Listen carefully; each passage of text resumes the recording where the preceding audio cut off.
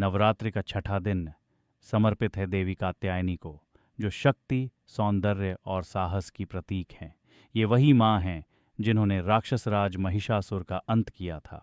आज हम जानेंगे माँ कात्यायनी की दिव्य कथा, उनका स्वरूप और छठे दिन के पूजन का आध्यात्मिक अर्थ।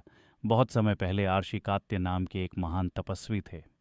उन्होंने कई वर्षों तक देवी भगवती की आराधना की ताकि वे स्वयं माँ दुर्गा का रूप देख सकें।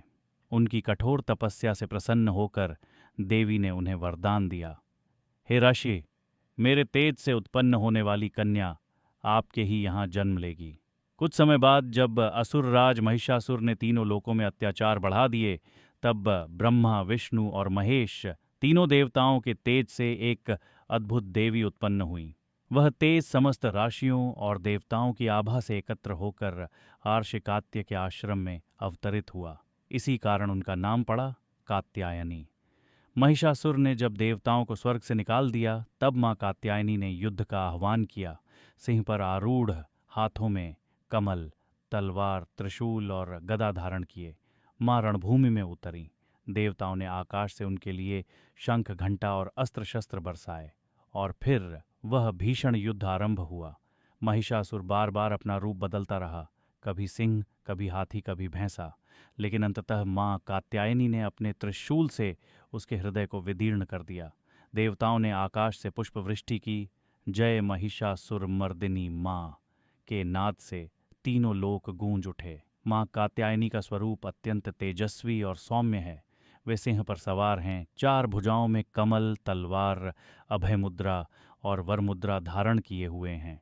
उनका पीतवर्ण वस्त्र शक्ति और प्रकाश का प्रतीक है। जो भक्त सच्चे मन से माँ की उपासना करता है, उसे साहस, आत्मविश्वास और भय से मुक्ति प्राप्त होती है। छठे दिन प्रातः स्नान के बाद पूर्व दिशा की ओर मुख करके माँ कात्यायनी की मूर्ति या चित्र के समक्ष पीले फूल, केसर और कपूर से पूजन करें। गाय का दूध, शहद और शक्कर से बना भोग माँ को अर्पित करें। फिर यह मंत्र श्रद्धा से जपें, एयूएम देवी कात्यायन्यै नमः। इस दिन ब्रह्मचर्य का पालन और ध्यान पूजन से माँ की कृपा शीघ्र प्राप्त होती है। कहा गया है कि जो कन्याएं विवाह योग्य हैं, वे अगर माँ कात्यायनी की उपासना करती हैं तो उन्हें योग्य जीवन साथी प्राप्त होता है। जैसे राधा ने कृष्ण को पाने के लिए माँ कात्यायनी की आराधना की थी। देवी कात्यायनी केवल महिषासुर का विनाश नहीं करती, बल्कि हमारे भीतर छिपे अहंकार, आलस्य और भय का भी नाश करती हैं।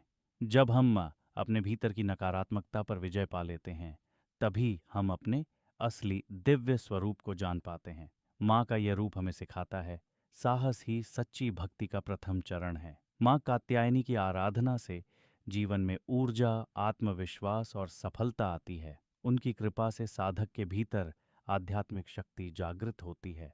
आइए आज छठे दिन माँ से यही प्रार्थना करें, हे माँ, हमें भीतर से इतना मजबूत बनाओ कि कोई भी विपत्ति हमारा साहस न छीन सके।